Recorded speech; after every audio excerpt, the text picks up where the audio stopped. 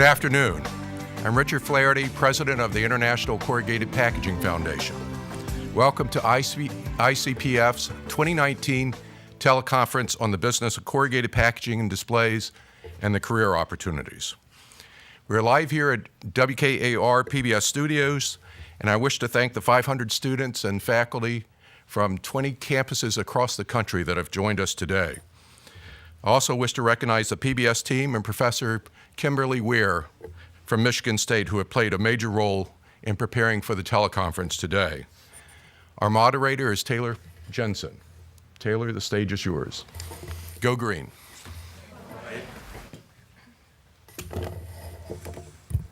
Thank you, Richard. Hi, my name is Taylor Jensen. I am from Midland, Michigan, about 100 miles further up north from where we are broadcasting ICPF's teleconference today. I am a senior and will be graduating from Michigan State this spring with a degree in packaging engineering. My studies at MSU have been providing a broad spectrum of education in corrugated and other packaging materials. And like many of you, I first developed an interest in packaging in large part through use of Arduos software and our university's CAD table. I received my start in the corrugated packaging displays industry just last year when I visited ICPF's career portal and applied to and secured a design co-op at Landau Packaging. At Landau Packaging, I learned a lot about the corrugated industry and obtained great insight on everything that goes into packaging. Working in a corrugated manufacturing plant, I was able to witness the process from sales to production. I gained further on-the-job experience in the corrugated packaging design and found my niche in the packaging world. For those of you who are looking to get into corrugated packaging, the industry offers a lot of opportunities to those who have education experience in packaging design. And if you have packaging design, packaging science, or any other engineering education, your college experience will not only open doors in design careers, but in operations management and sales and marketing. Those careers closely interact with the designers, and if you are a designer at heart but have interest in operations management or sales, you more than double your odds of being hired. Because for every designer hired, the industry of corrugated packaging displays hire 5 graduates as operation management trainees and 5 graduates as sales trainees. By the way, recent research shows that after 3 or so years, most of the packaging and design students have gone into sales are making $150,000 to $200,000 or more.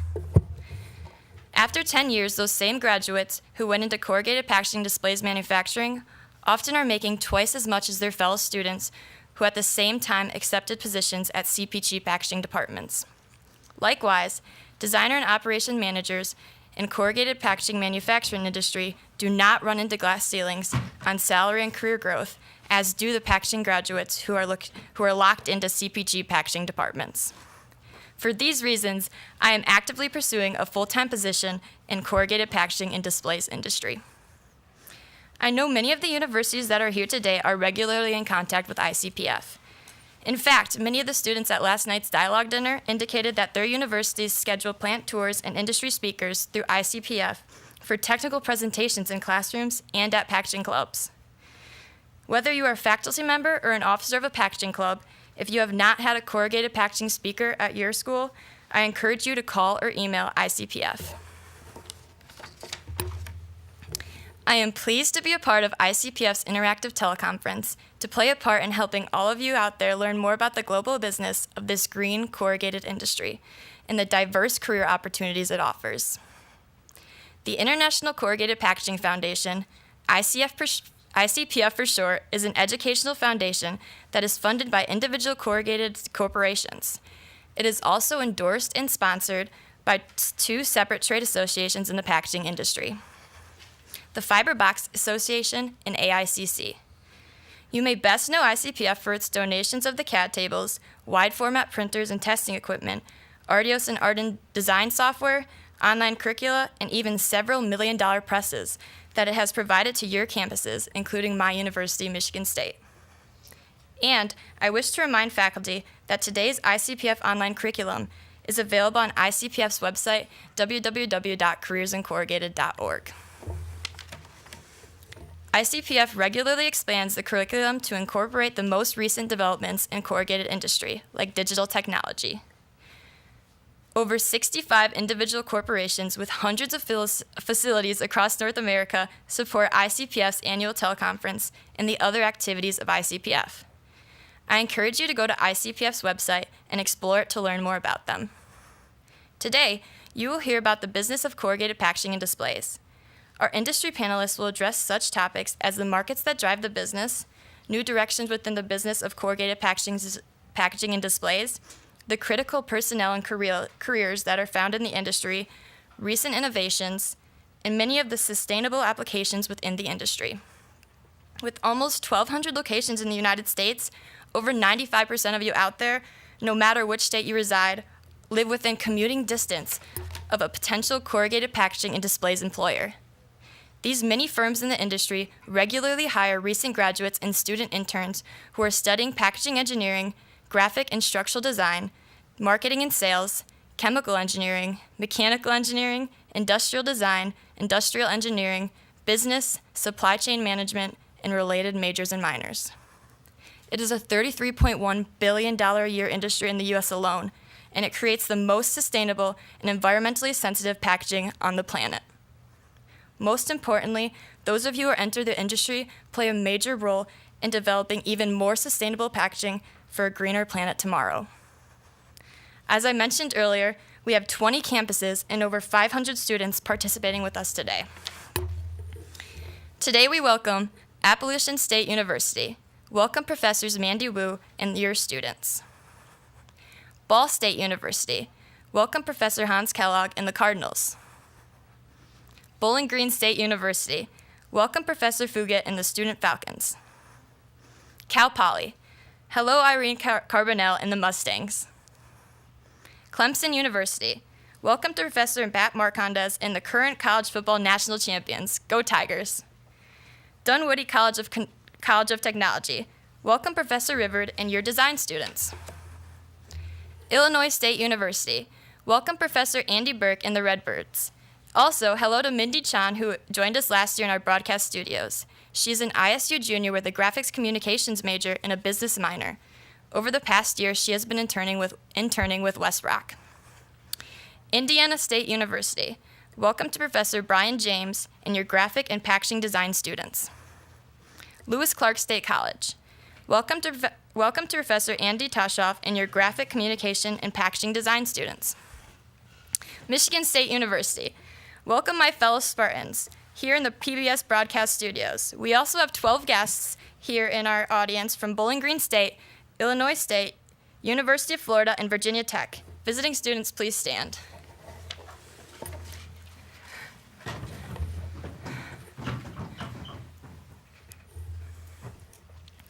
And I also wish to recognize our student design presentation competition judge, Mark Landau from Landau Packaging, who is in the audience today. And Mark, thank you for my co-op opportunity. Go Green. Go White. Millersville University. Welcome to Professor Mark Snyder and your design students in Pennsylvania. North Carolina A&T State University. Welcome to Professor Alana Wise, Department Chairman Vincent Childress, and your design students. North Carolina State University. Welcome Professor LaCondra Powell and the Wolfpack students. Pittsburgh State. Welcome Professor Doug Younger and your students in Kansas. Rutgers University. Welcome Dr. Uhart and the Scarlet Knights of Rutgers. And a special hello to Radima Rao, who was here in the studio last year. She is helping Rutgers with the teleconference this year. Mr. Flaherty indicates that Radima is currently pursuing a position to which she was referred after applying for a career that among 50 other openings currently available on ICPF's career portal. University of Florida. Welcome to Professor William Pelletier and the Gator Packaging students. University of Texas Arlington. Welcome Professor Ben Dolezal and Joshua Wilson and your design students. University of Wisconsin Stout. Hello Dr. Komastek and your packaging students. Virginia Tech. Welcome Dr. Bush, Dr. Kim, Dr. Horvath, and the Hokie packaging students. Western Michigan University. Welcome Professor Alexandra Pekarovikova and your Bronco design students in Kalamazoo. Kalamazoo is only about an hour and a half down the road from here. Now, we wish to tell you more about how you can benefit from ICPF resources. for pursuing internships and full-time positions as you approach graduation. Dave, can you please roll the video? Welcome to the packaging program at the University of Florida. I'm Michael Cochran. Come on, let's take a look. I became interested in packaging initially at the University of Florida. I was a mechanical engineering student, and I was looking for something that would be a little bit more applicable in terms of what's going on in the marketplace today. And I was looking for something that I could see a little bit more of the results of what I was doing. So I came over and spoke with some of the academic advisors here at the ABE department, and they introduced me to packaging sciences, and really I was extremely interested in the program and changed over to it, and here I am today. I'm very grateful for ICPF for setting up this internship with me at Vanguard Companies in Kansas City, Missouri. Some of the things that Vanguard Companies does is they are not just a box plant, but they produce displays, mainly high-quality graphics displays for their customers. My role at Vanguard was as a corrugated designer to assist the other designers in designing displays that fit around the customer's needs. Occasionally a customer would come in, more often than not with a product that is already packaged, and we would design a display that would contain a certain number of units, and to be able to have that, whether it's sitting on a counter, whether it's on a floor stand, or whether it's on an end cap, we would be able to accommodate the customer and build a display that fits their needs.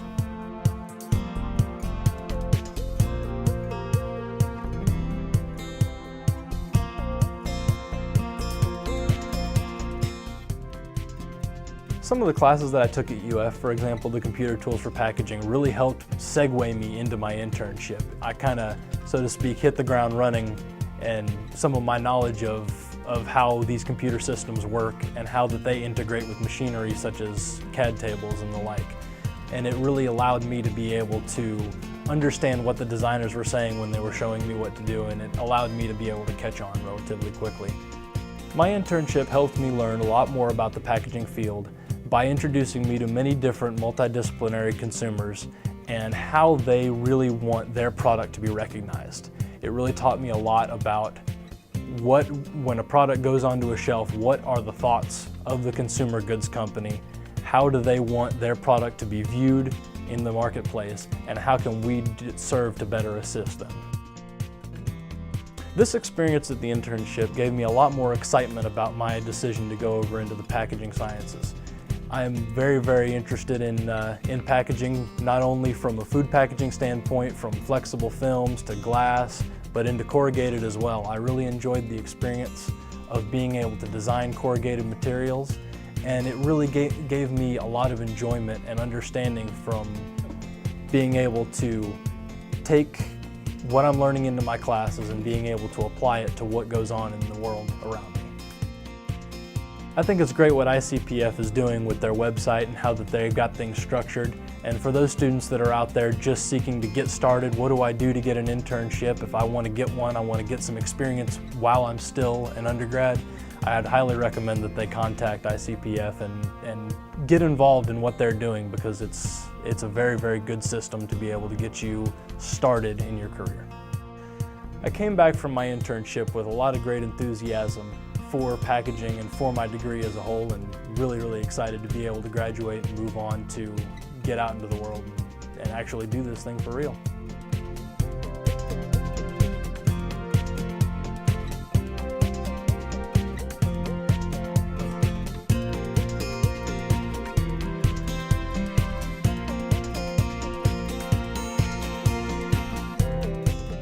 And since then, Michael Cochran, in the video, he has secured a full-time position with Vanguard Packaging.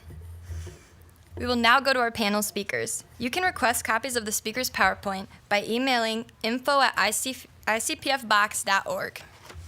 After the panel completes its presentation, we will then go to you, the college and university students out there, for your questions. I ask that during the panel sessions, faculty collaborate with your students to develop a question as well as a backup question in case your question gets asked before you. Please write these questions down. Students, please be ready with your one question, and when you ask it, indicate to the single person from the industry panel who you wish to answer the question.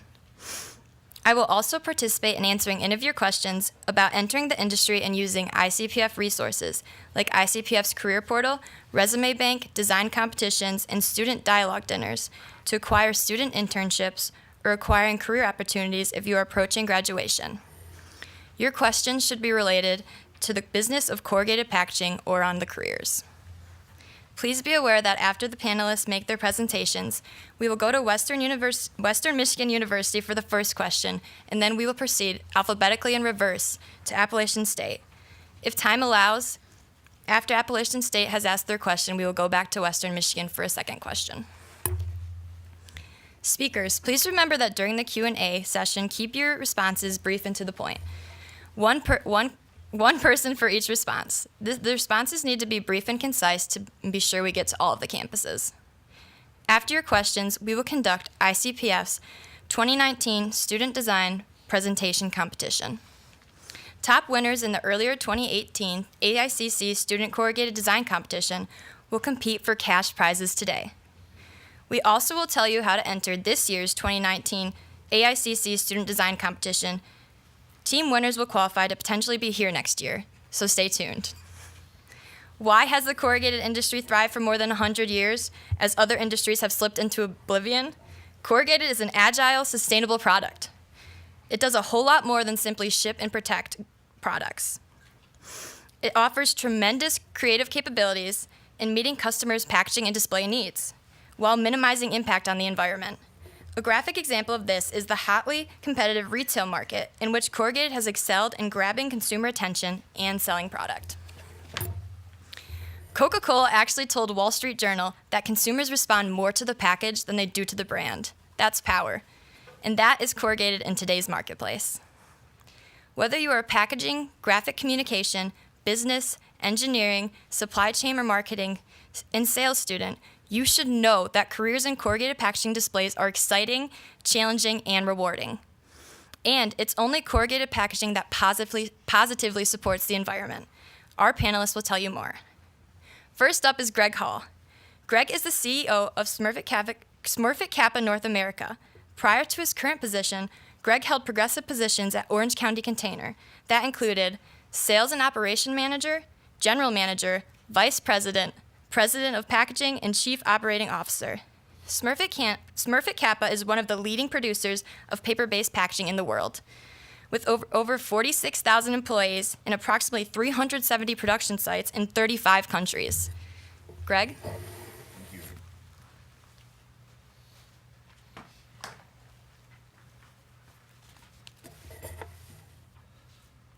Good afternoon. A little about myself. I am originally from a town of 1,800 people in Monroe County, Kentucky, on the edge of Appalachia. And in 1984, a graduate of the University of Kentucky, well before many of you were born. A school known for its basketball.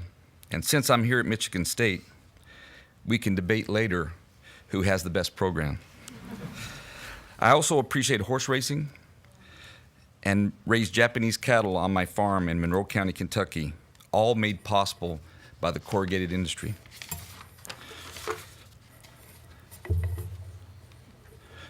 A quick introduction to Smurfit Kappa Group, since you may not know who we are. Smurfit Kappa Group is a fully vertical, integrated, sustainable business located on 3 continents. Our product portfolio is packaging, bag-in-box, displays, packaging machinery, container board, paperboard, and recycling, with 20-plus experience centers worldwide. In the U.S., we are focused on growing our footprint, and one of the reasons I'm here is without people, we cannot grow.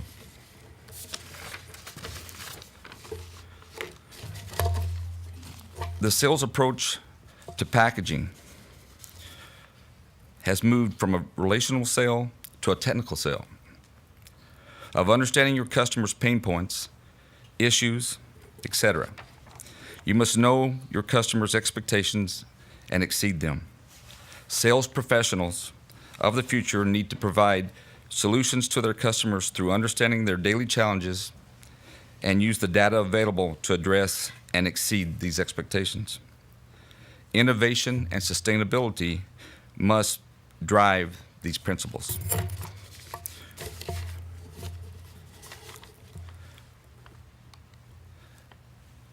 Everything ships or should be shipped in a box.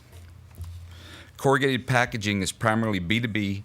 However, the world of e-commerce brings its own demands to the supply chain as packaging ships directly to the end user. I see tremendous opportunity in e-commerce B2C growth in the future, but with opportunity brings challenges. E-commerce challenges are brand recognition, product damage, and recovery of fiber.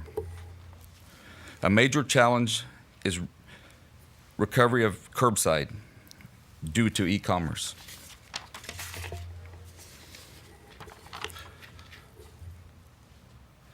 Let me discuss with you my view of the evolution of a sales professional. In the past, salespersons controlled the account and all information. In today's world, a sales professional must include design, marketing, operations, and supply chain as they interact with the customer. Sales professionals have an incredible amount of information at their fingertips today, compared with even 4 or 5 years ago. Sales professionals that get it right make better decisions, uncover insights into sales opportunities, refine their strategies, and make a great income. A sales professional needs to be knowledgeable in all aspects of their operations, but it's the responsibility of the organization to provide the training and data to support these sales efforts. In today's world, it's not an individual sale, it's an organizational sale. It's not just selling a box, it's selling a solution, addressing the customer's pain points through value-added selling.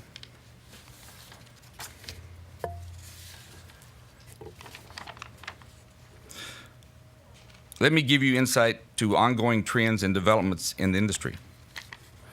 Printing requirements have changed and continue to evolve.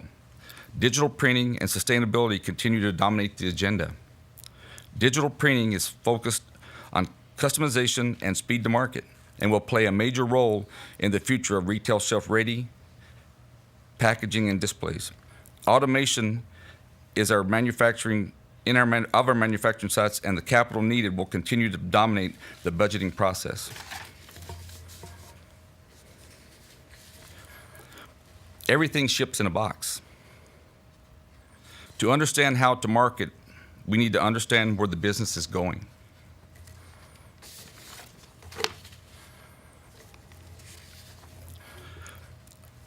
I don't want to bore you with figures, but these next 2 slides show the continual growth of the corrugated packaging industry.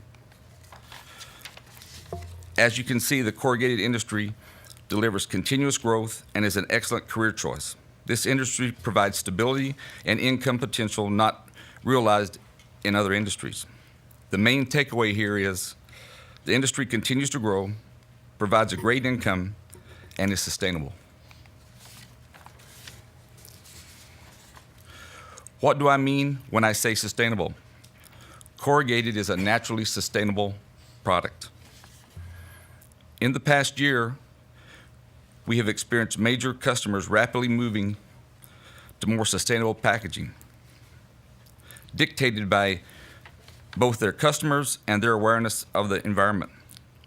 We have all read or viewed the numerous articles regarding the plastic islands floating in our oceans. Corrugated is recyclable, repulpable, and compostable.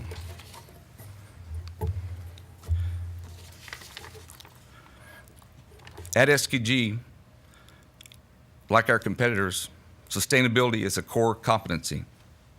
We recently launched a Better Planet Packaging initiative, delivering a better tomorrow.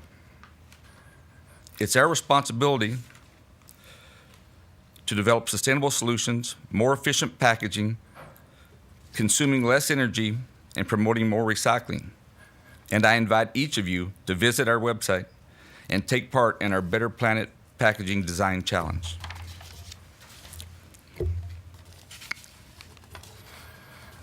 Sustainability is at the core of our business and ensures the viability of our industry for years to come. Let me explain this slide from a day in my life.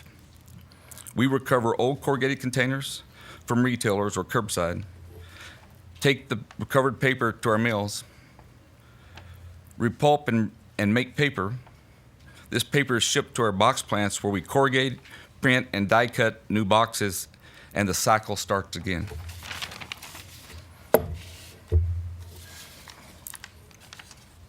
How do we plan for the future? The corrugated business is becoming increasingly financially focused, and you need a plan for growth, capital, investment, human capital, and automation. Examples are digital printing, automation, IT, ease of business, lowering energy usage, increasing productivity, exploring new geographical areas for investment, improving quality, and searching for complementary business opportunities. I could spend hours discussing each of these and look forward to your questions regarding these topics.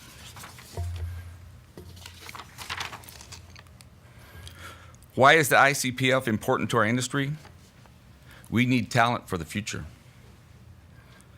I hope you pursue a career in the corrugated industry, either with us or to compete with us, but to promote the industry. You're the future of the industry.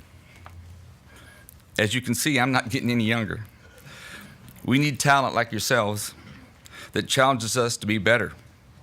This industry has a lot of opportunities and great companies to work for, locally, nationally, and globally.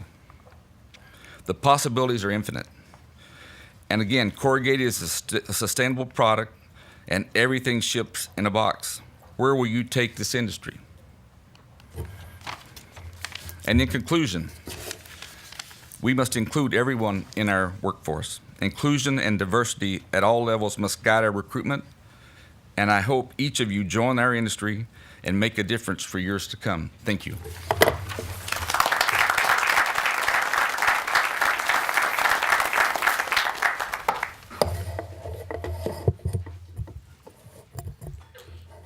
Thank you, Greg. Our next speaker is Jeff Turner. Jeff is a 1988 Michigan State Packaging School graduate. He attained his MBA from Duke University after several positions at consumer product groups. Jeff made a major career move to the corrugated packaging displays industry by joining Georgia Pacific Corporation. In 2014, he joined Pratt Industries as North Division President. He is currently responsible for manufacturing and sales for 8 corrugated plants, and a 9th is under construction. Pratt Industries is America's 5th largest corrugated packaging company and the world's largest privately held 100% recycled paper and packaging company, with more than 6,000 highly skilled, green-collared employees dedicated to the environment and sustainability. Jeff?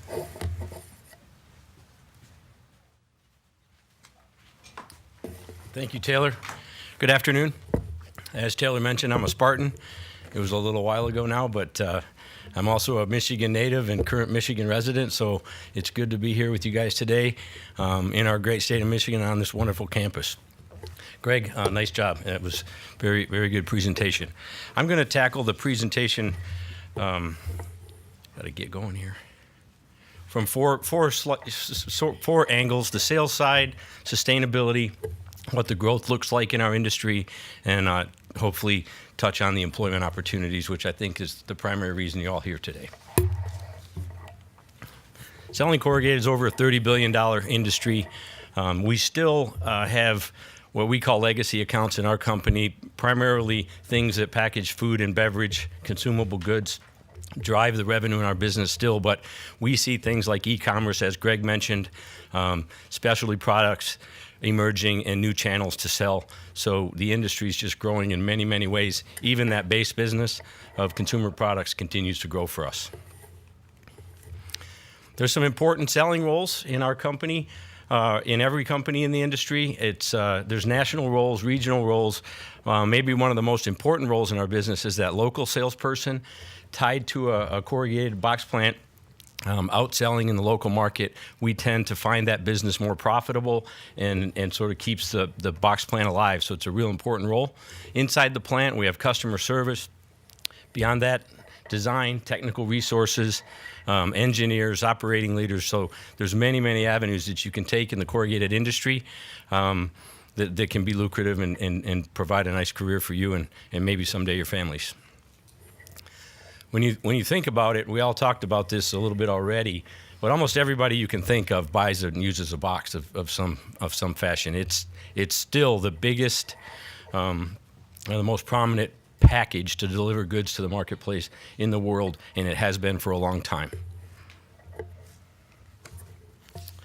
Some of the things that are changing, maybe especially for the guys like Greg and I that are getting a little older, there's a lot more information readily available today to sell with.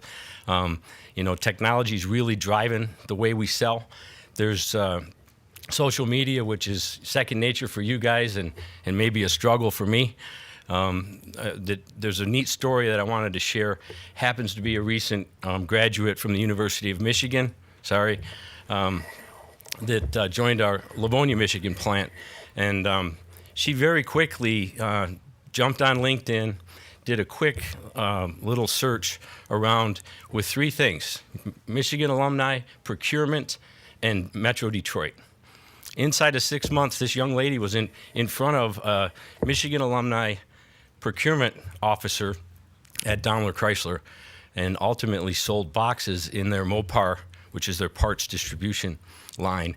One of the fastest sales from graduation, young selling, to a company like that I've ever seen in my career. And it really started with social media. There's a lot of other demands on us today with the data that's available.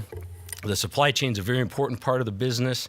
The supply chain defines your speed to market, and there's profit just laying in that supply chain that we, as businessmen and women, try to dig out every day. There's extra money for everybody in that supply chain. It also drives an increased collaboration with your customers. We sit down together all day, every day, and try to find savings and ways to improve products and services throughout the business.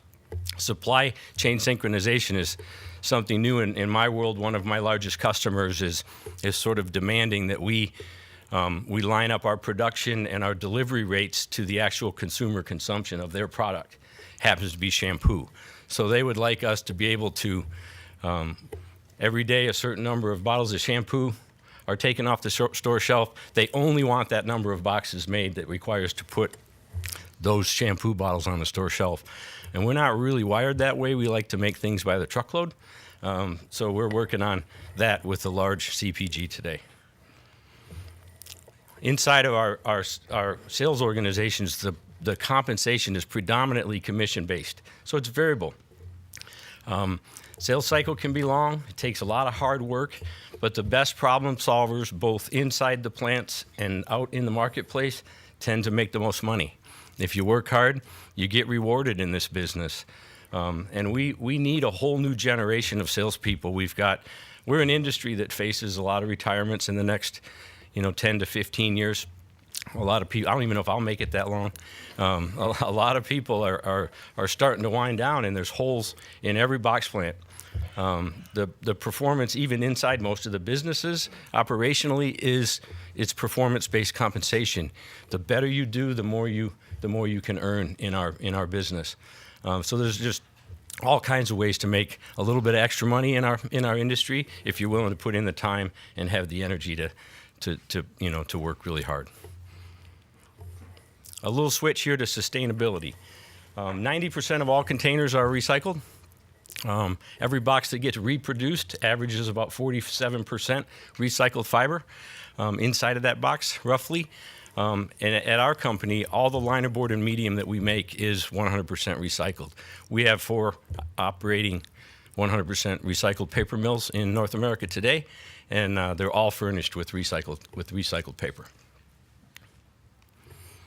So it's really a pretty basic business, and we're in that business like Greg and his company, where you've got to collect fiber, you've got to use that fiber to feed as feedstock for the mill, and it really starts with simple things like baling it, recovering it, and removing it from customer locations or grocery stores or curbside, wherever you can find it, really.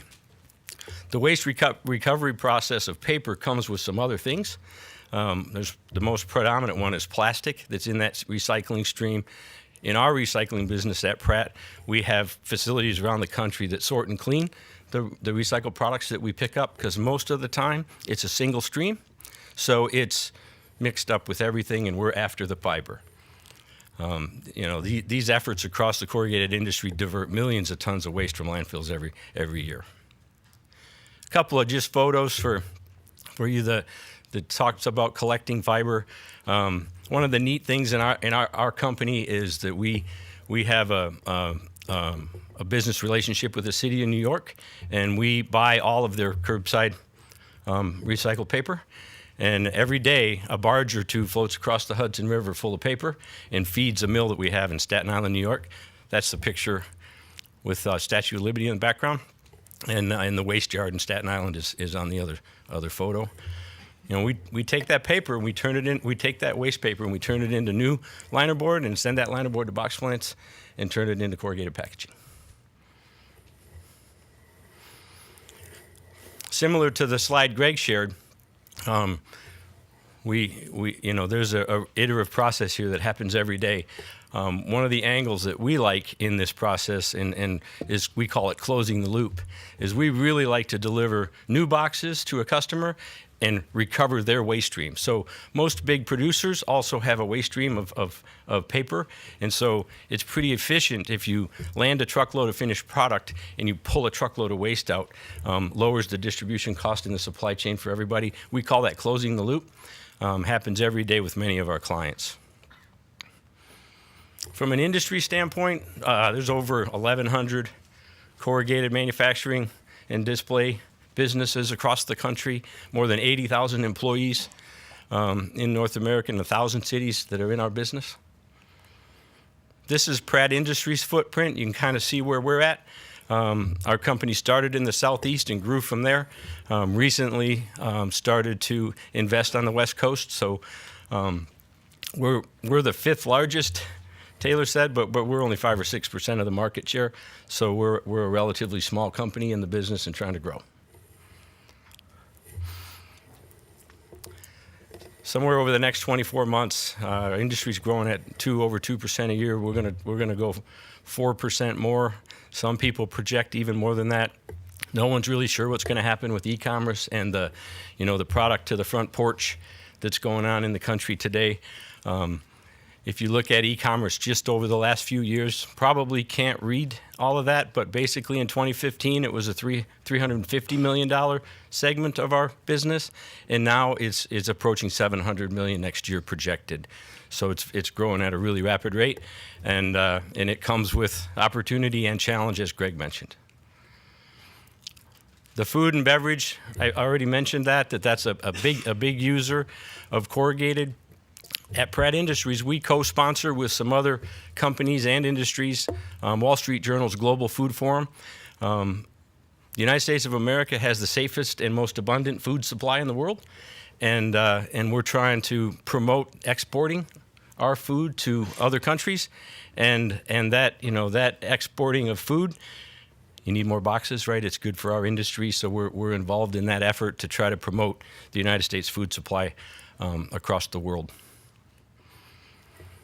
Everybody in the corrugated business is investing these days. Our company and all of our competitors, building new recycled mills, building new box plants, backward investing in older assets and bringing them up to date, adding equipment.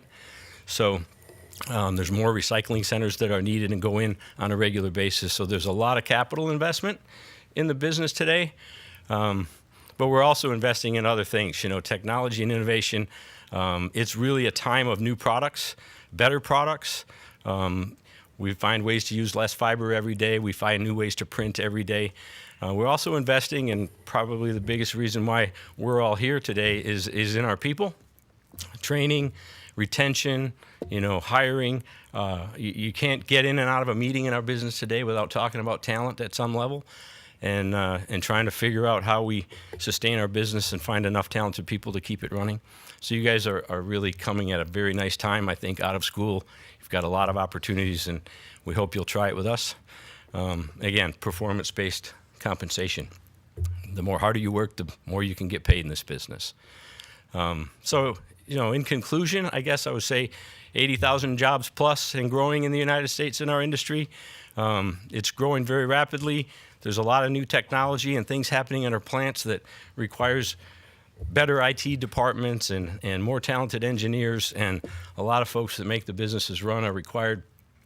And as we grow, we got to have somebody out in the marketplace in front of the customer helping us sell the product. So those are some really good jobs today. So good luck to all of you. Thanks for your time today, and we all hope you'll give our industry a really good try.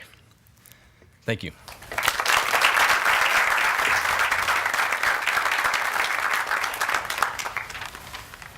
Thank you, Jeff. As Greg and Jeff indicated, we're looking to you to be our future managers and executives within the corrugated industry, and that's one of the reasons we're here today. Now we'll hear questions from you, the students out there.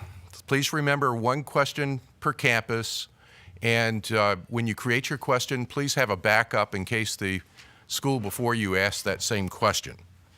Again, your question should be on the business of corrugated packaging and displays, or on careers in the corrugated packaging and displays industry. We will proceed alphabetically in reverse order, starting with Western Michigan. And as you ask your question, indicate the one speaker, it'll be one speaker only that can reply, that should reply to your question. Let's start with Western Michigan University. Are you out there? Sasha? Can you hear us? Yes, hello. Hello. We can't hear you. Oh, can they hear us? We can hear you. We can't see you. Okay. Our first question is to Speaker Greg Hall.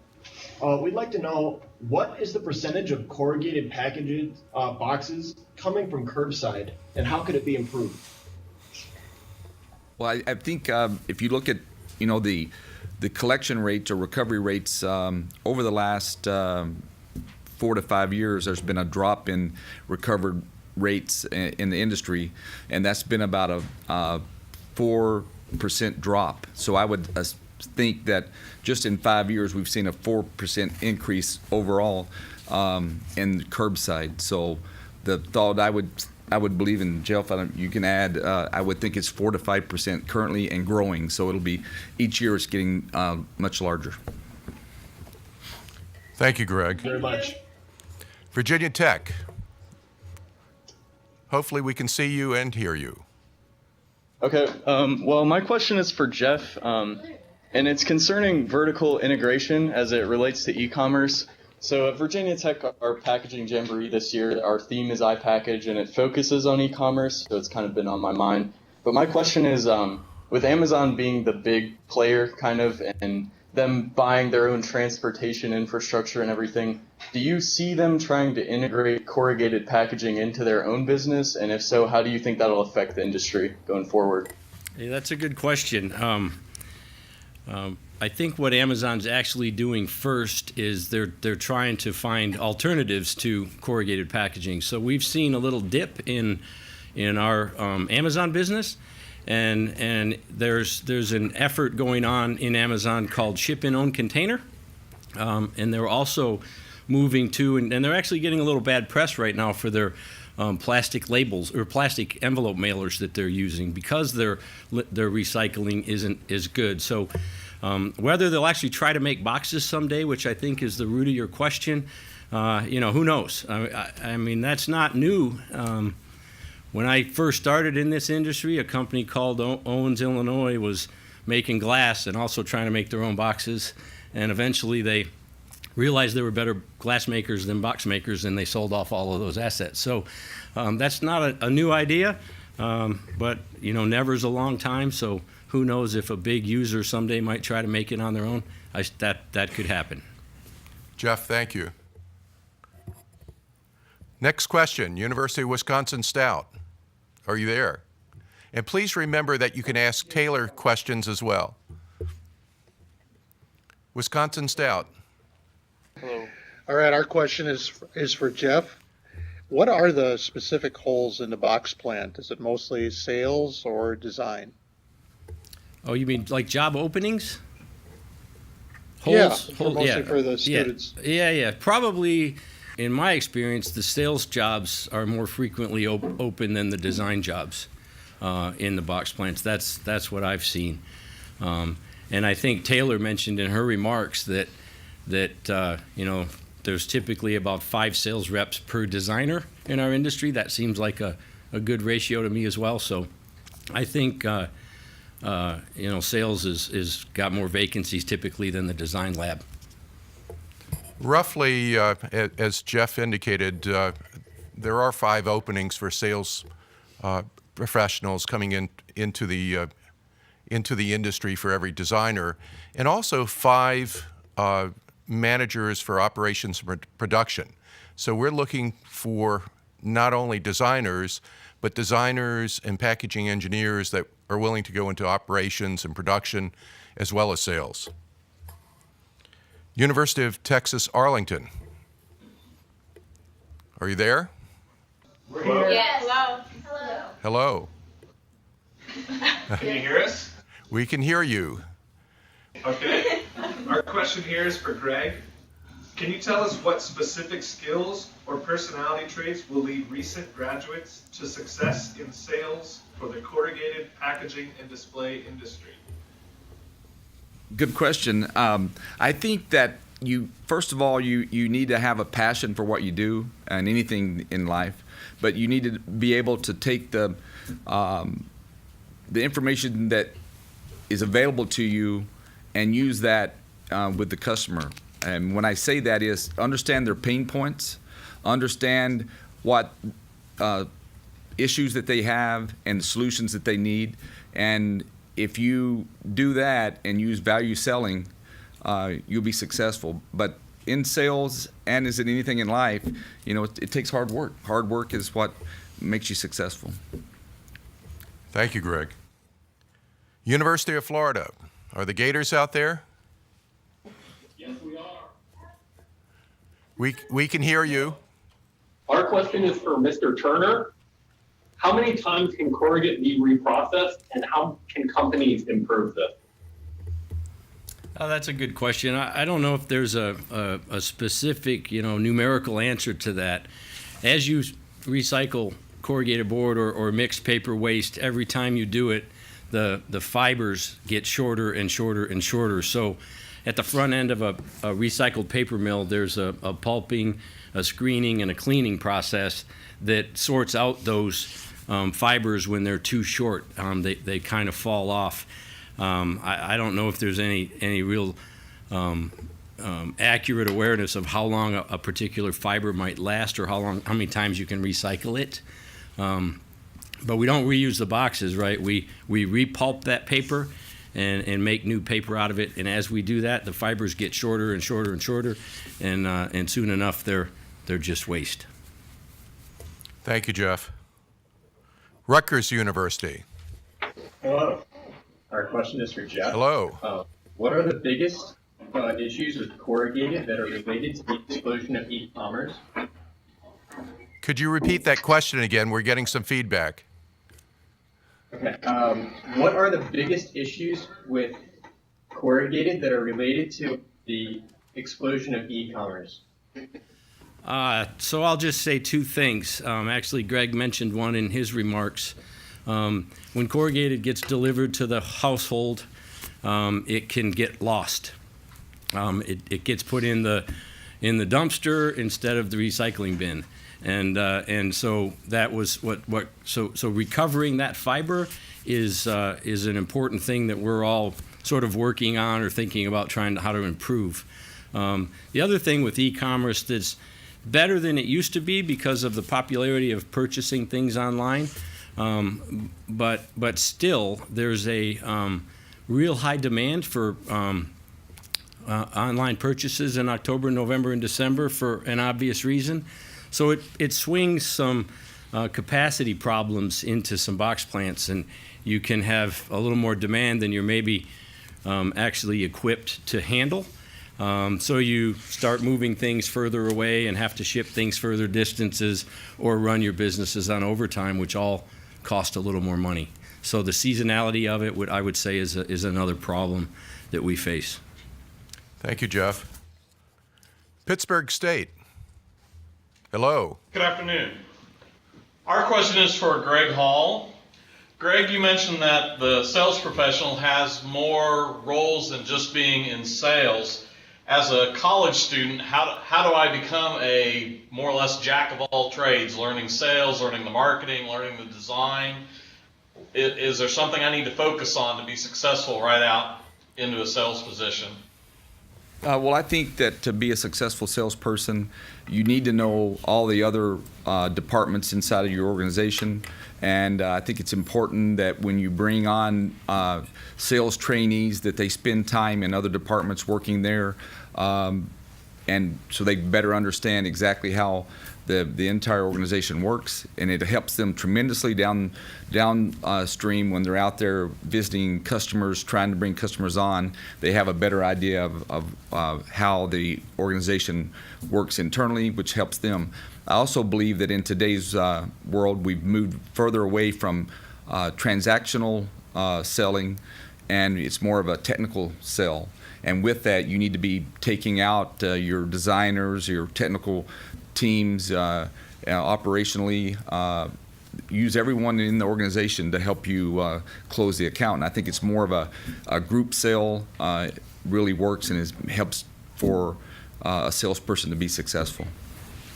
Thank you, Greg. And I'd like to add that across the industry, the corrugated packaging industry, as students enter sales from college, generally what they do is they will spend 6 months to a year going from department to working in each department, from accounting to production to design, the business office. And so oftentimes they're sent to different facilities across the country to learn about those facilities as well. And that's even before they call on a customer. So up to 6 months to a year, they won't even call upon a customer. They may shadow a salesperson during that time, but there's a lot of training that goes into the students that are going into sales. And basically, if you're coming out of packaging engineering or structural and graphic design and want to go into sales, it is the sales director. If you succeed in sales, it's the sales director that generally oversees the design department, because basically it's the sales representative that is going from production and the designers going to the customer, letting them know what they can do for that customer, offering solutions, and then coming back from the customer to the plant and sharing with production and design what is needed by the client. So your skills and your education that you're acquiring now would be very helpful to you in sales. North Carolina A&T, are you out there? Good afternoon. Good afternoon. Our question is directed towards Ms. Jensen, and the question is, what are some of the challenges you face while stepping into the industry? Some of the challenge I faced while studying in my school is that you don't really get that on-the-job experience that you do when you have an internship. That's why sometimes I say, like, I learned the most on my internship, because you get to see, like I said, everything from sales to production. I witnessed the boxes being produced, and I witnessed like the salespeople on sales calls and everything. So basically you're missing that knowledge of, you're learning about materials, you're learning about like dimensions and how to do RDOs, but you aren't seeing exactly what it is, like what a packaging engineering does. Thank you, Taylor. And I think Taylor's going to be pursuing sales, as I understand it. And one thing about sales is that if you're coming out of packaging engineering, depending on what company you go with and what area of the country you go to, the salary range will be $55,000 to $65,000. If you go into sales, what we're seeing from the students that have come through ICPF, about 90% of them within 2 or 3 years are making $150,000 to $200,000 a year, because it's incentive based. You actually have commission. So it's interesting to see the cars that are coming back to campus after 2 or 3 years. North Carolina State. Hello. Wolfpack, are you there? Yes. Yes. Hello. Yes. We hear you. Your question, please. All right. Our question is for Mr. Hall. In your opinion, what is the most significant opportunity for corrugated or similar fiber-based packaging to displace less sustainable options like plastic? Well, I think, and we're seeing it in our business where the inner packaging of product or the protective packaging inside of the carton itself, which is usually styrene or foam, we are seeing a huge move in the industry and then with our customers, where that we're eliminating that with honeycomb or corrugated inserts that protect the package, but also eliminates the styrene or the foam. So there's a huge move in that, and we see it with our customers, who the end user is forcing that, and also just with everyone and the need for the world to be looking at more sustainable packaging. Thank you. Millersville University. Are the Pirates out there? Yeah, Marauders. Your question, please. So we have a question for Jeff Turner. How long is the turnaround time for recycling corrugated board? How long does it take to create the from the recycled material? So from, it probably depends. So from the time that it gets put in a recycling bin or a dumpster, and we do, in our company, we have curbside collection contracts with municipalities, and we do it with business as well. So once it's in the recycled container, it's back at the mill in like 3 days or less, sorted and baled and shipped back to the yard at the mill. So the process from when the corrugated's finished with its container life, it's only 3 days or so. It'll be back at a paper mill.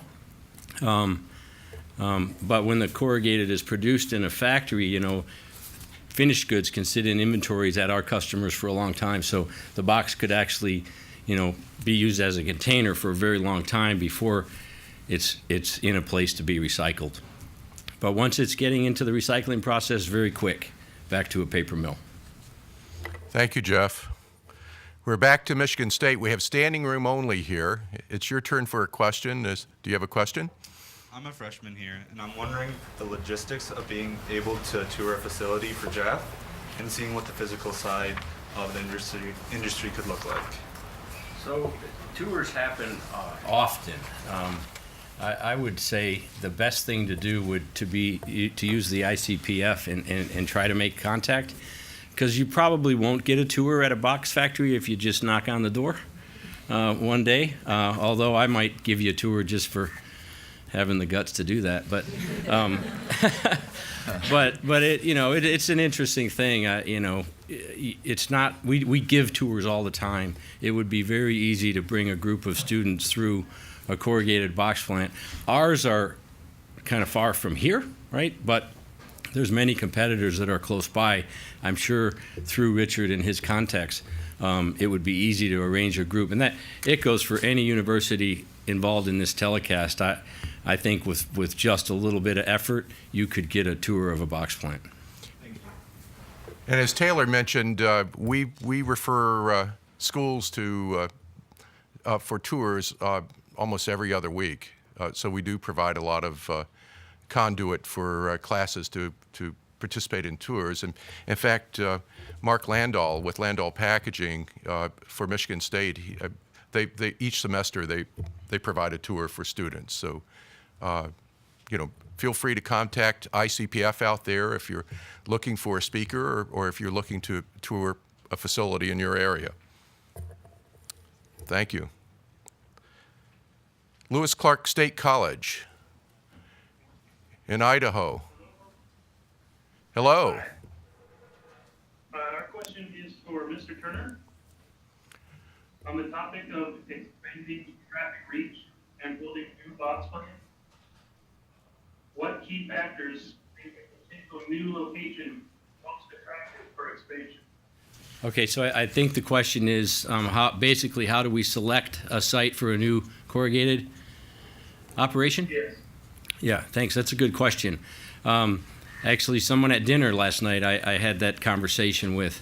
It's certainly not a knee-jerk reaction. You know, it costs, I don't know, $60 to $70 million to build a proper box plant these days, so it's a major investment. And so in front of that, there's a couple of years worth of work usually, trying to identify a market, trying to select the equipment that you could utilize in that market and find a place, a position amongst competitors to be successful. So it always starts pretty much like anything in our business with sales. You've got to have the sales to support a new corrugator, so you've got to understand the market and the opportunity and the competition. Once you start angling in on that, to be very candid with everyone, it starts to come down to incentives after that, because you can work with local governments. You're bringing new jobs to a community, a city, or a state. So they'll compete for your business, right? They want you to build that factory in their neighborhoods. So once you've got an idea of a market you think you can fit in, and you start working with the various government officials and try to create some incentives to help you build that new factory. That's kind of how it works. Thank you, Jeff. Illinois State University. Are you there? Hi. Hi. We're here. Our question is for Greg. Are digital printing technologies beginning to displace traditional print processes, such as flexography, for long production runs? Yes, well, what we're seeing is digital replacing shorter runs, and but the technology in the digital continues to improve, and I do believe that in the future we'll see digital on very large runs, where now it's mostly for shorter runs, but the quality of digital is getting to a point where it is capable of displacing litho. Thank you, Greg. Indiana State University. Your question, please. Hello. Hello. Our questions for any speaker.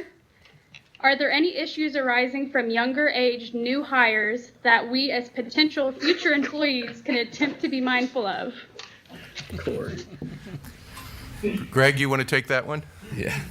I think that if you, again, it comes down to if you have passion and you're willing to work hard, this industry will take you to places that you never dreamed of. And I think that coming in, if you're just open to going through a program where you understand all aspects of the business, and then you use those learnings to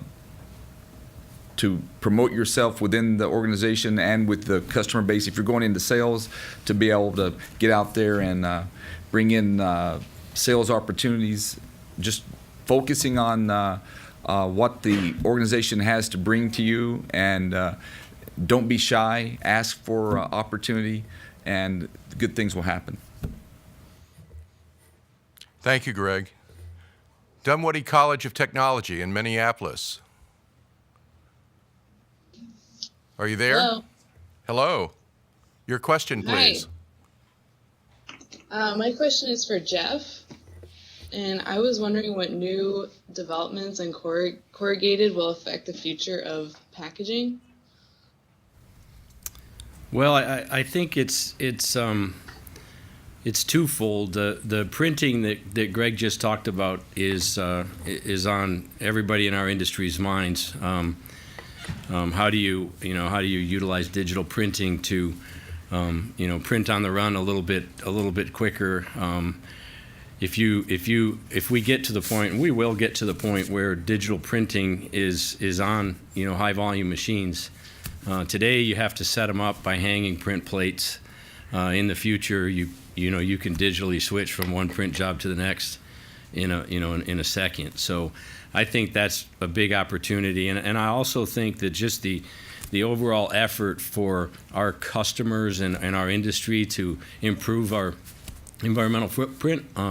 We're going to continue to try to improve paper technology and paper making technology, so we can use less and less fiber and retain the strength in our products. I think we'll always be pushing on that initiative. Jeff, thank you. Clemson University, the national champions. Our question is for Mr. Jeff Turner. Can you expand on the roles of a regional salesperson versus a national salesperson? Yeah, they're very similar.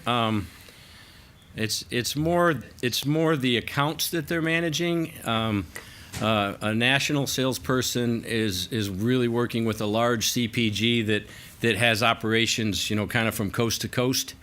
But we also find in customer portfolios where there are bigger businesses, multi locations, but they're more regional, maybe within a state or within a 2 or 3 state area. So, a simple, really maybe a funny difference is a regional sales rep's probably spending more time in their car, and a national sales rep spending more time at the airport. Good analogy there. Thank you, Jeff. Cal Poly Packaging. Are you out there? Hello. Yeah. Okay, hello. So my question is for Jeff. Jeff, for my senior project team is working on polymeric coatings as alternatives to wax that are fully recyclable. So my question is, have you seen any trends in the industry regarding the demand of wax alternatives for corrugated fiber? Yeah, that's a great question. I think as an industry, we've been working on that for a long time. And there have been some successful wax replacements, chemical-based wax replacements that are recyclable, up to a point, right? The point that I would say where wax hasn't been replaced yet is if it's in the produce arena or in meat or fish. So there's still a lot of produce that actually gets packed in a field, and those boxes. Nothing's beat out wax there yet. Many things have tried, but once you start losing product, the grower is going to go back to that wax box pretty fast. And then ice packed product is difficult to use anything other than wax, but it constantly gets worked on, and it's nice to see that the universities are playing around with that too. Ultimately, that's probably where the solution will come from. Jeff, thank you. Bowling Green State University in Ohio. Hi. Hello. So our question's for Jeff Turner. Do you consider a potential employee's knowledge of sustainable processes in hiring positions such as graphic and package designers? Does a new employee, for example, need to know a lot about sustainability to get the job? Is that the question? Yes. Yeah. Yes. It's probably not necessary. I mean, we would train and make sure you understand that part of our business or our products. It's certainly not going to hurt to be interviewing with someone like Greg or myself and have a little bit of an angle on sustainability because it's so important to our industry. But I don't think it would. So it's a little bit of a differentiator, but I don't think it would prevent you from getting a job if you didn't know that much about it. Thank you, Jeff. Ball State University. Ball State, are you there? Hi. Hello. Hello. Our question is directed towards Jeff Turner. Now, Mr. Turner, you had mentioned e-commerce in your presentation. So essentially, we were basically seeing, or your thoughts on how variable data can impact the future of corrugated products. I think data is power, right? And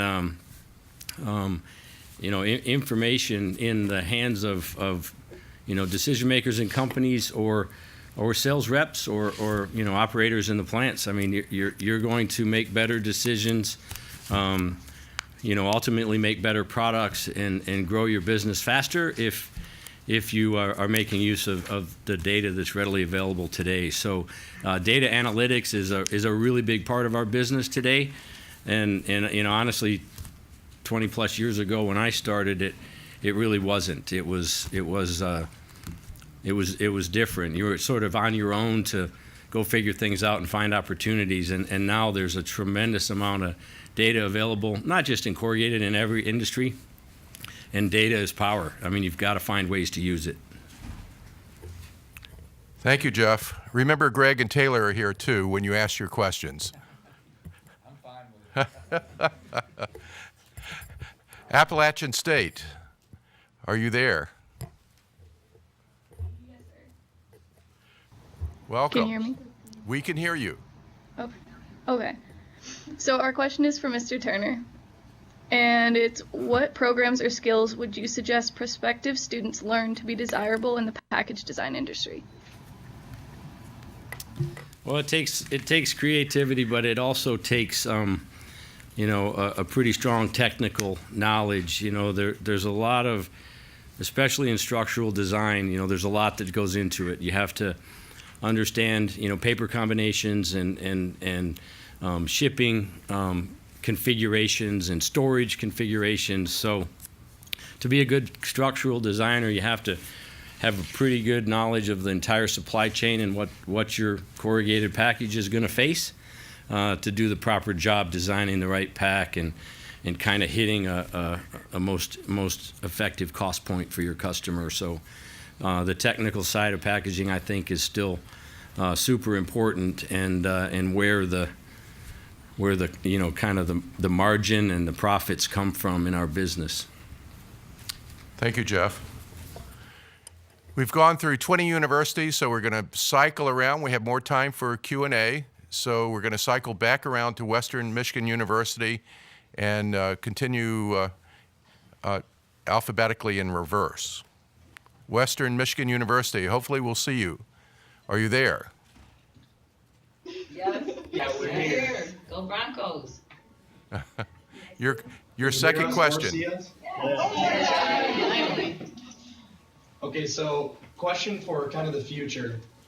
So as we look to see more digital printing being used in the industry, what are some of the first few problems? Obviously, run size is going to be a factor.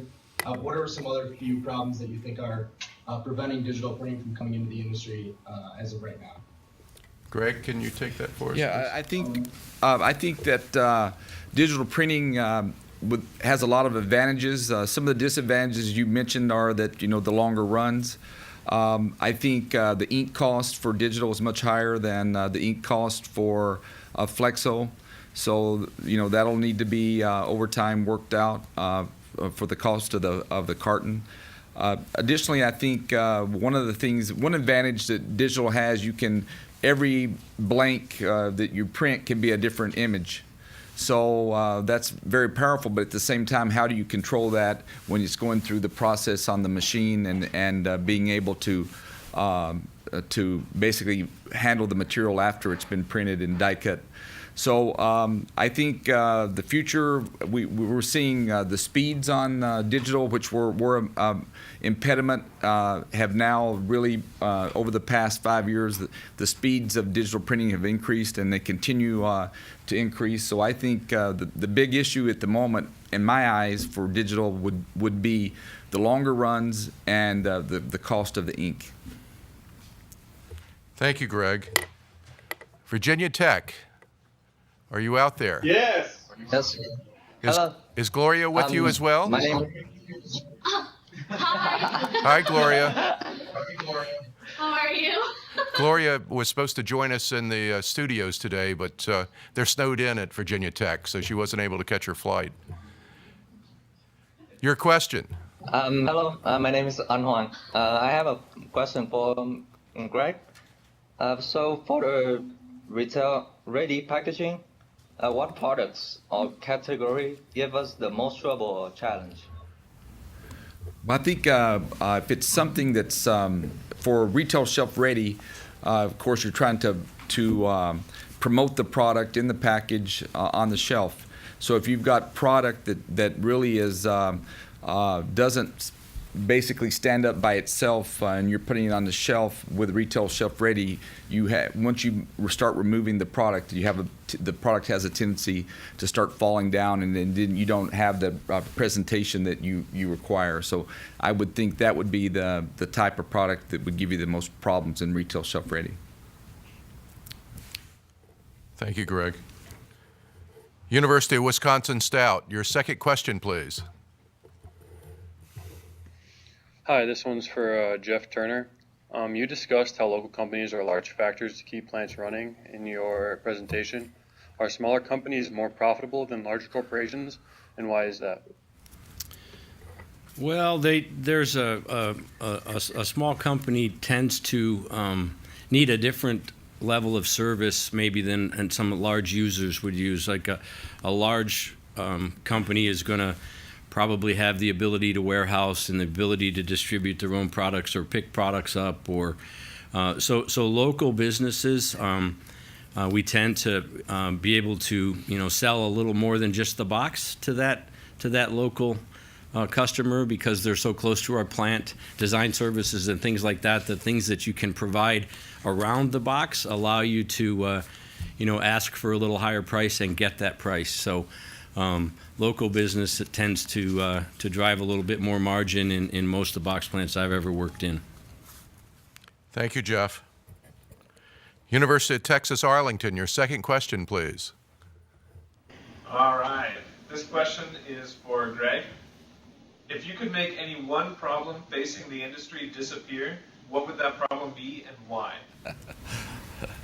I think we're working on that problem here today. Our industry needs new talent, and we need to fill a lot of positions in our organization and across the industry. So I think bringing in new talent, new people to the industry, new thoughts, new ideas, and people that will take this industry on for generations to come is the biggest challenge that we have. Thank you, Greg. University of Florida. Your second question, please. This is also a question for Mr. Hall.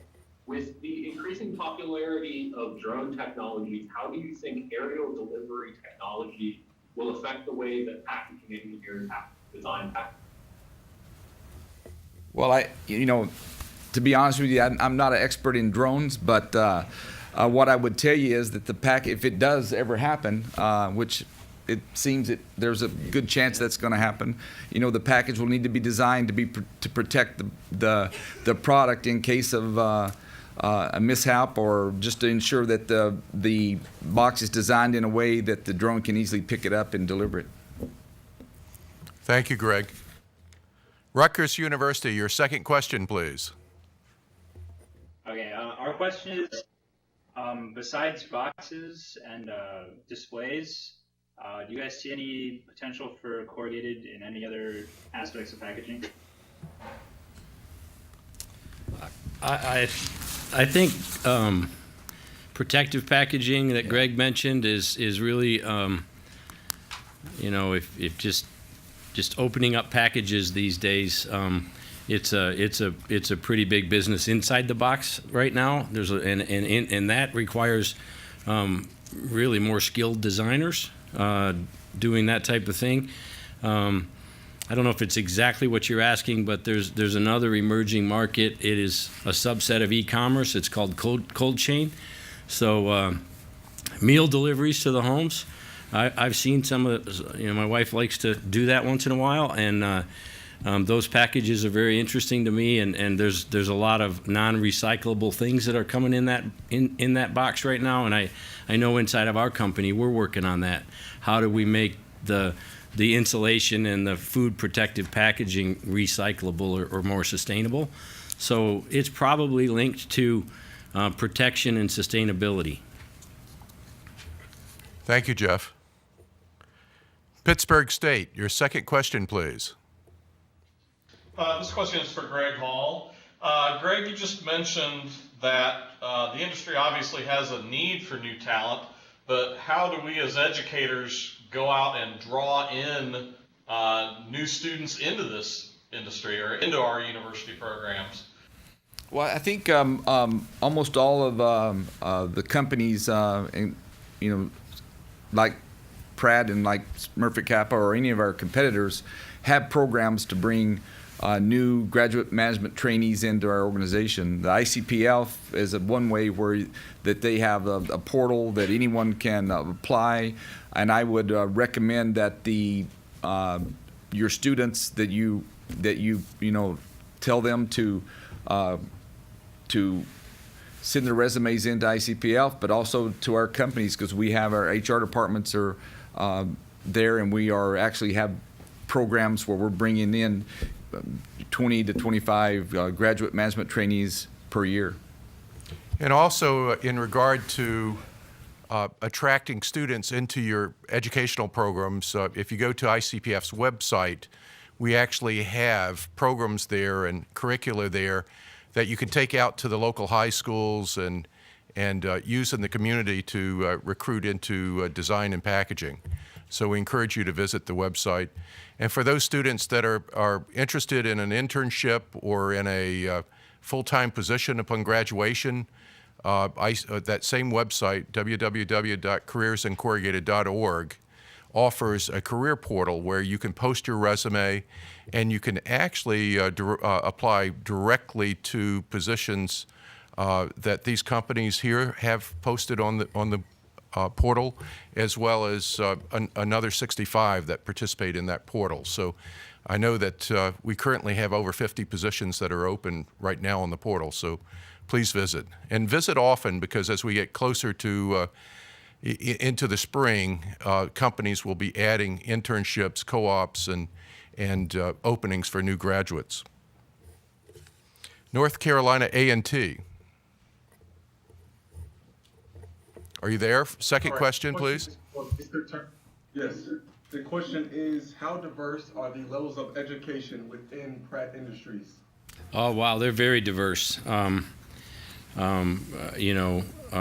It's a requirement to have a high school education to come to work for our company, but that's the only requirement.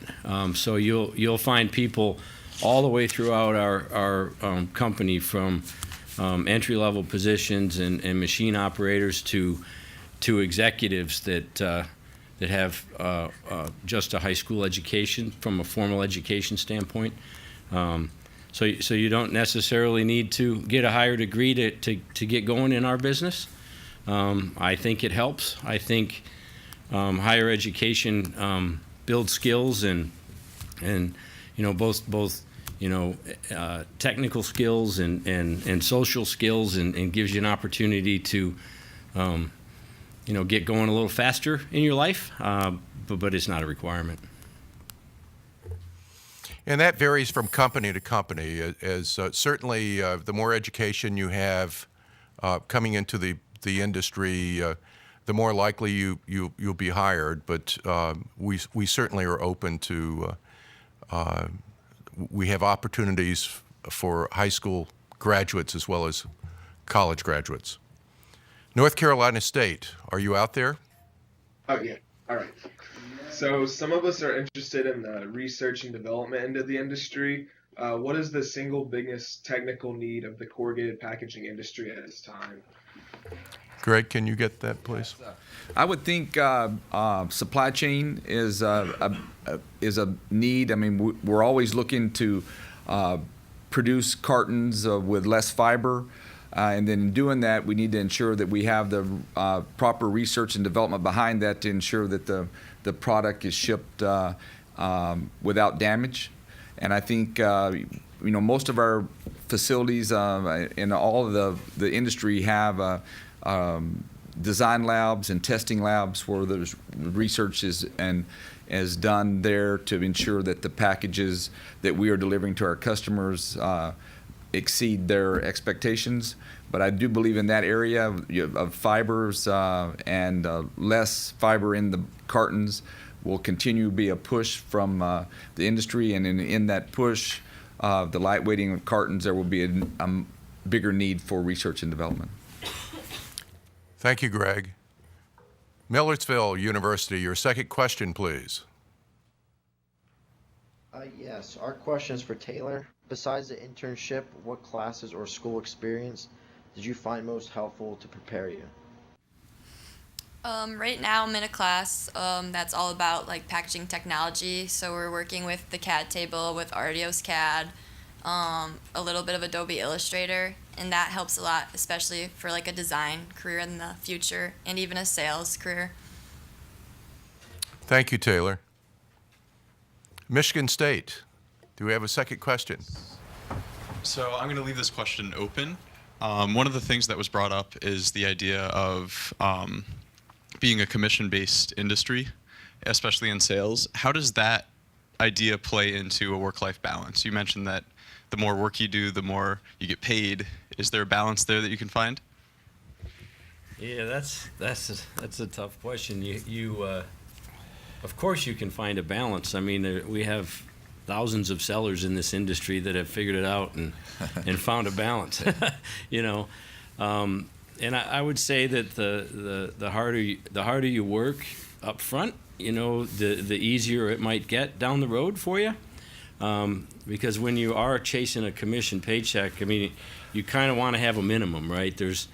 You want to at least make enough to, you know, sustain your lifestyle, whether it's your single lifestyle or someday a family that you're looking after. So I think you'll have to set personal goals and chase after those goals. And you know, the harder you work, the more successful you'll be. I'll also tell you that a selling role is not an 8 to 5 kind of a job. Sometimes your customers, you know, they can't see you in those hours, so it might be a dinner or an early breakfast or something on the weekend when you actually get an opportunity to have some real relationship building and some customer contact. So when you're selling, it kind of depends. I think everybody does it a little different, really. Thank you, Jeff. We have time for one more question. Lewis Clark State College, your second question, please. Yes, our question is for Taylor. During your time with your internship, did you learn anything on site that surprised you or that you did not learn while in the classroom? Not necessarily that I didn't learn in the classroom, but I went into my internship not really even like knowing more than materials like equations for, you know, what we learn is stacking strength and all that kind of stuff. So basically everything I know about being a packaging designer I learned at my internship. The stuff I learned in school definitely helps because you have that knowledge to design packages, but you actually are thrown into a position where you need to make mistakes, learn from them, and then grow as a designer. So that's the experience I got in my internship. Thank you, Taylor, and thank you out there for your questions.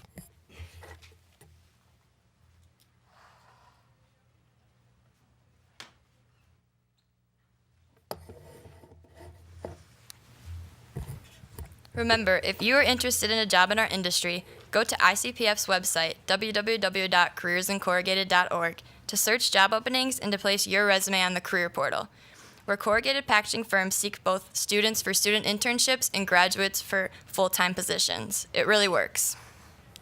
And now it's time for our student design presentation competition with cash prizes.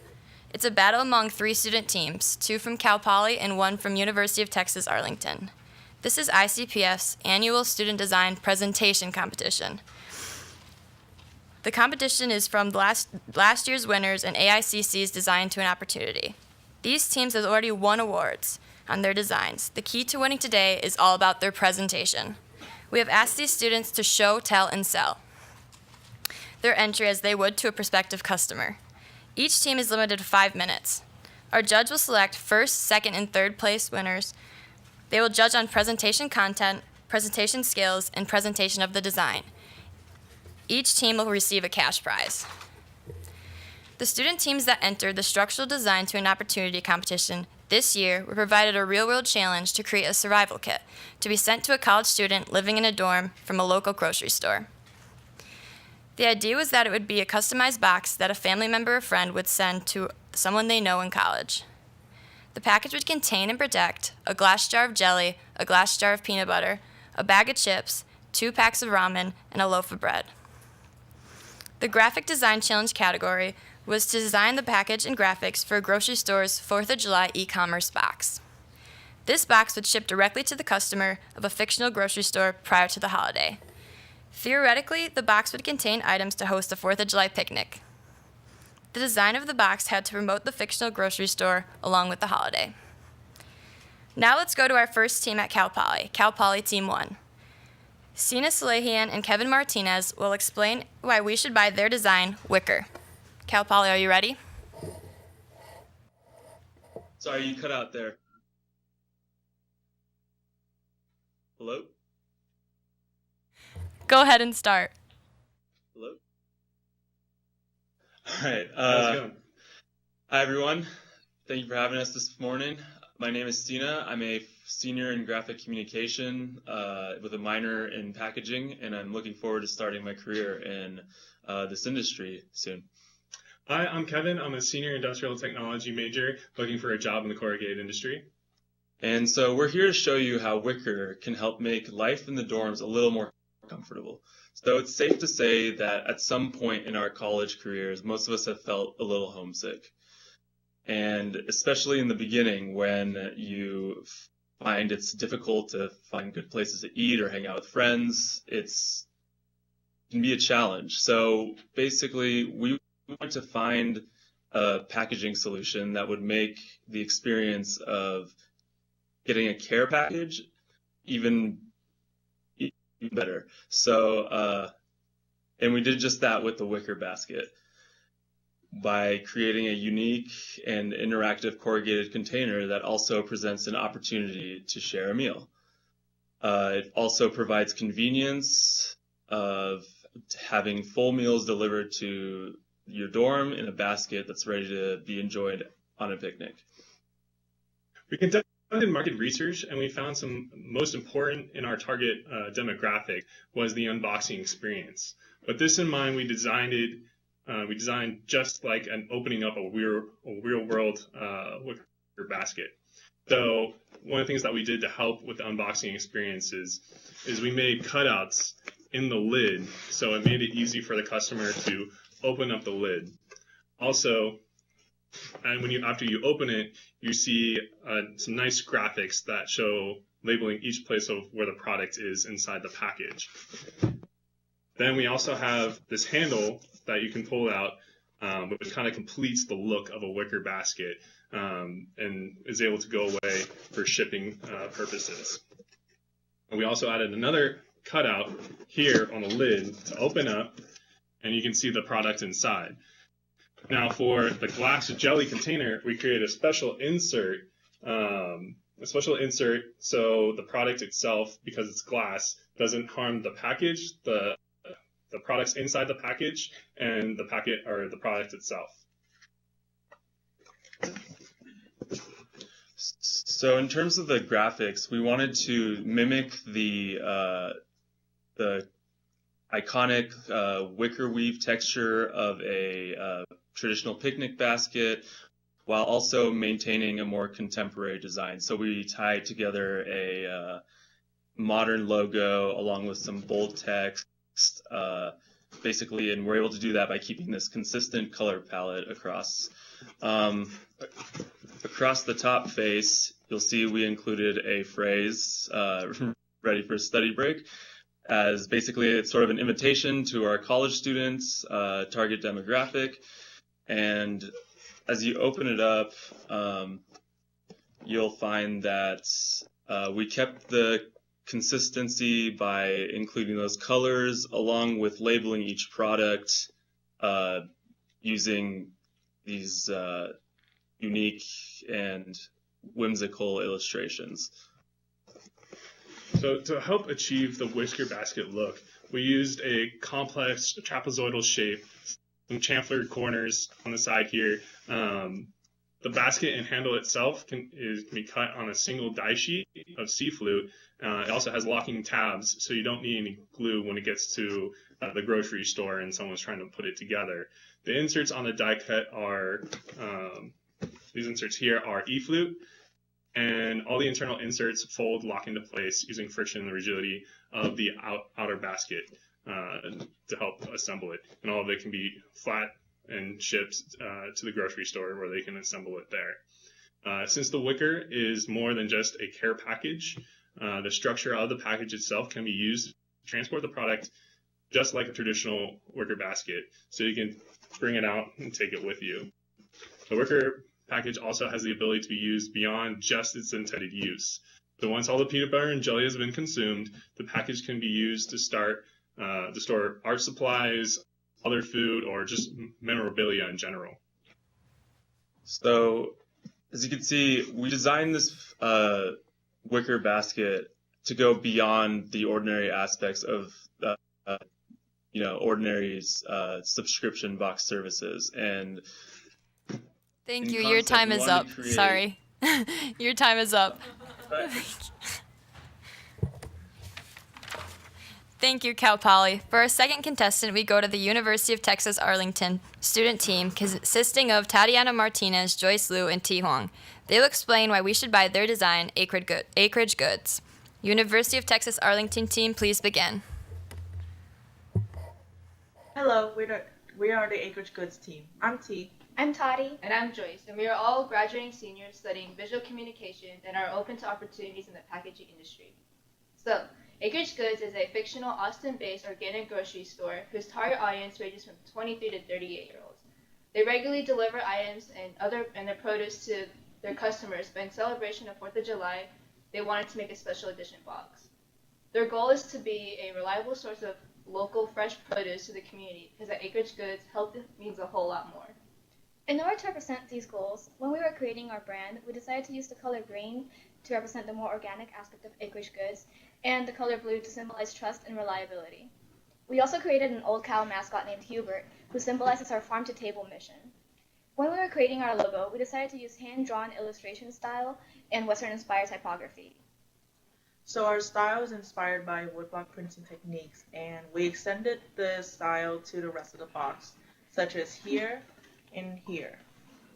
And in addition to our grocery store branding, we also decided to add decorative fireworks and hand lettering to commemorate the 4th of July theme. To achieve overall cohesiveness, we also extended the illustration style to our inner box structure and to our product packaging. For the contents of the box, we kept in mind that our target audience are most likely health conscious and that they're going to take this box with them to a fireworks showing. So inside you can find a bag of barbecue potato chips, a tomato herb salad,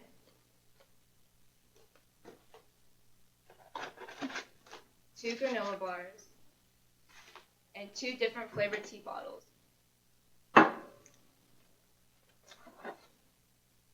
And a fruit cup for them to share. Keeping in mind the varying fragility of these items, we wanted them to arrive safe to our consumers, so we decided to separate them. We achieved this separation by using wall insert dividers that were created through ArtiosCAD. These dividers use slots to stay secure without the need for glue. But we also wanted our items to be easily accessible to our consumers, so we decided to make them leveled by creating false floors for certain items. Overall, we achieved cohesiveness throughout our design, through our branding, box, and product packaging. And we also created a secure and tight box structure. And we visually communicated the goal of Acreage Goods, which is to deliver fresh produce to their community. This concludes our presentation for Acreage Goods. Thank you, ICPF, for the opportunity. Thank you, University of Texas Arlington. For our third team, we go back to Cal Poly. Cal Poly Team 2, Leo McCabe and Drake Smet, will explain and sell us on their design, More Than Just a Box. Cal Poly, are you ready? Yeah, we're ready. Hi, my name is Drake Smet. I'm a senior industrial technology major at Cal Poly with an emphasis in packaging, looking for a job in the corrugated industry. Hello, my name is Leo McCabe. I'm also a senior industrial technology student with an emphasis in operations management, and I'm also looking for a job in the corrugated industry. As you know, our challenge was to create a college survival kit intended to be sent through single parcel delivery to dorm rooms and college students. Our solution to this problem was more than just a box. So to start off the design process for our box, we did market research and looked at other subscription box services on the market. This was to see what kind of designs were out there and if there was any room and where that room was for improvement that we could improve upon. So after looking at that, we came up with a few general concepts we wanted to look into, such as having the box have another use after it was delivered. So some of the ideas that came up were having the box be able to use for food prep for the peanut butter and jelly, or used as some kind of organizer for the dorm room, whether for their desk or clothing. And then one that we also really liked was that the box could have some sort of game attached to it as well. So after thinking about that, we went and prototyped some of the ideas to work out some of the technical aspects and check on the feasibility. And after going through that process, we decided we wanted to focus on having the box have some sort of game because it was both feasible and got a lot of positive feedback from people we spoke with. So after these initial brainstorming sessions, we began to narrow in our focus on what was going to be the most important aspects of our box. And we decided that the three biggest design priorities was that it had to maintain integrity through distribution. We wanted it to have a profound unboxing experience, and that we wanted the box to have an alternate use. And in this case, we decided to incorporate a chess and checkers set into our design. Now into the actual design of the box, we went with a roll and tray folding style box with an insert. Both the box and the insert are made out of C-flute corrugated board. The insert is meant to hold the food in place and protect it from moving around during distribution. So this part here, this flap folds over the bread and the ramen to protect it from getting squished, while the peanut butter and jelly are wrapped up in the insert so that because they're much heavier, so they need more support so that they don't get squish anything in distribution. But the front is also still cut off so that you can see that. These two flaps here on the box are just the right length to hold the insert in place when the box is closed. And then these flaps up here lock the box into place once it is actually closed. And for the actual design, there's two pieces, the box and the insert, both of which have pretty simple and efficient die lines without a lot of waste when you are cutting them out. And it doesn't require any glue and is a pretty easy assembly. So pretty much any grocery store would be able to take this box and assemble it to send it out. We did prototype several other types of boxes, including telescopic boxes and RSCs, but none of them gave us that aesthetic appeal or unboxing experience that we really wanted. This box, opening from the front, displayed all the products inside in a really organized and neat fashion. You can see products and focus on what really is in the package. The insert, once you pull it out, has two perforations on the bottom plate that can easily be removed to take off the chessboard, and each individual piece is also perforated and can easily be popped out. Once you're finished, you can have a chessboard to play with your friends. Our box is a fun and exciting way to send the dorm room essentials to a friend, kid, or cousin, and we like to thank you for your time here today. And thank you for the opportunity and letting us participate in this competition. Thank you, Cal Poly. These were great presentations from everyone. From what I see, each of you should consider a career in corrugated design and displays. Do you think this competition will look great on resumes? You bet it will. That's why all of you out there should plan to enter AICC's 2019 Structural Design Competition. If you win there, you can potentially qualify to compete in our separate ICPF annual teleconference broadcast next February. The three AICC categories are Design to an Opportunity Part 1, Structural Design, Design to an Opportunity Part 2, Graphic Design, and Corrugated as Art. However, winners of AICC's Corrugated as Art category are not eligible to participate in ICPF's subsequent design presentation competition conducted during this annual ICPF teleconference. This year, AICC's Structural Design to an Opportunity is a real-world challenge to create a hardware shipping box to be sent to customers of a hardware store.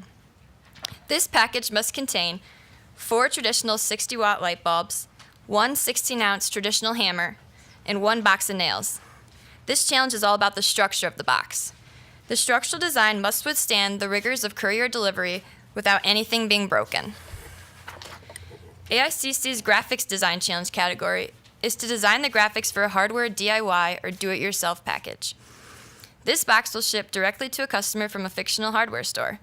Theoretically, the box would contain items for DIY projects around the house.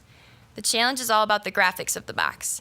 The graphic design of the box must promote the fictional store, consider the unboxing aspect of the customer, and the overall graphics must offer a wow factor to the customer. You should know that the top winners who are competing today won an all-expense-paid trip to the AICC Corrugated Week Conference in Indianapolis this past September, where they assembled on stage for international recognition.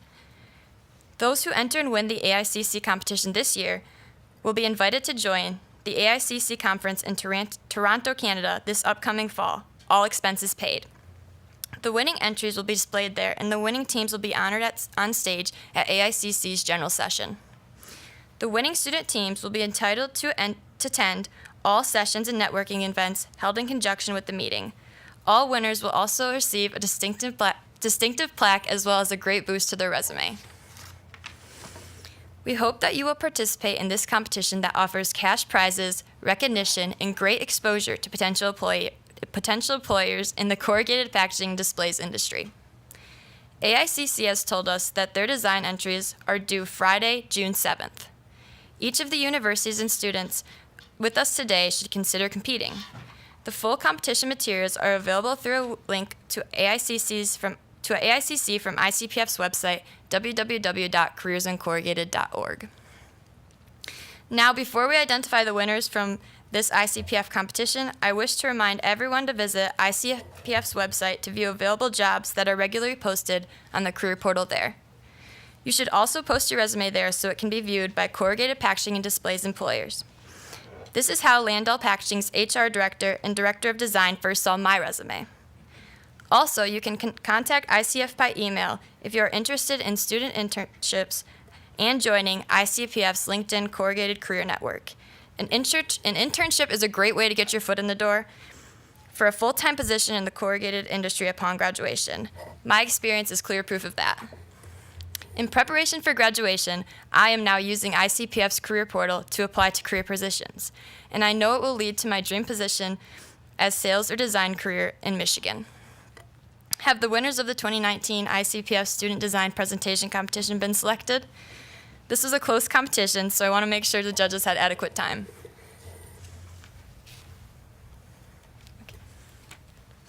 I believe our judges have selected the winners. In third place, winning $150, is Cal Poly Team 1 with Wicker. In second place,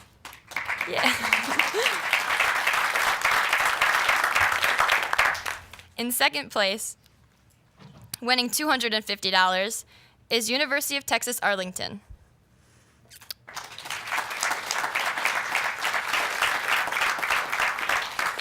And in first place, winning $500, is Cal Poly Team 2 with More Than Just a Box.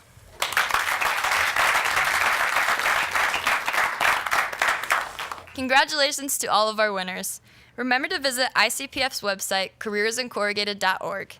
Thank you for joining us. We hope you will stay in contact with ICPF to learn more about corrugated careers. It has been a pleasure.